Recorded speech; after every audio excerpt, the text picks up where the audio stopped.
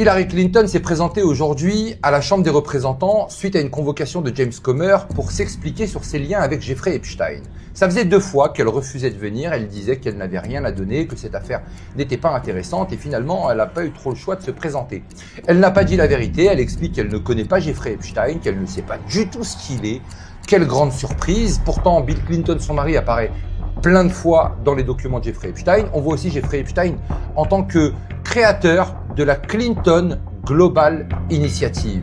Comment se fait-il que Jeffrey Epstein soit à l'initiative de cette fondation et puis elle n'est pas au courant? Bon, un grand mensonge qui s'étale. En attendant, la panique commence à s'installer partout. Demain, c'est Bill Clinton qui doit venir s'expliquer. N'oubliez pas que Ghislaine Maxwell, l'associée de Jeffrey Epstein, expliquait qu'elle était à l'initiative de la création de la fondation Clinton. À côté de ça, la panique s'installe aussi en Norvège. On apprend que l'ancien Premier ministre qui a été inculpé, Thorbjørn Jagland, pour ses liens avec Jeffrey Epstein, aurait tenté de se suicider.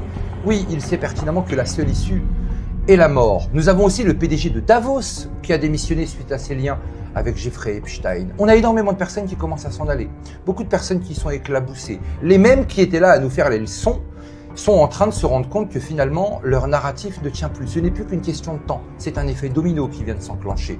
Une panique sournoise, doucement, étape par étape, qui commence à réellement arriver au creux de l'oreille et à la porte de toutes ces personnes qui se pensaient intouchables. Ils ont dépassé les limites. Ils ont fait preuve de certaines choses inacceptables sur Terre. Aucun humain ne peut accepter ce qu'ils ont fait. On parle d'idéologies qui vont un culte. On parle de personnes qui ne respectent absolument pas la vie humaine. Ces chefs d'entreprise, ces personnes ultra haut placées qui étaient là derrière en train de penser qu'ils étaient capables de faire tout ce qu'ils voulaient sans avoir une seule fois un retour de bâton. Et c'est ce qui est en train de se dérouler actuellement. Cet ouragan ne pourra pas s'arrêter ainsi.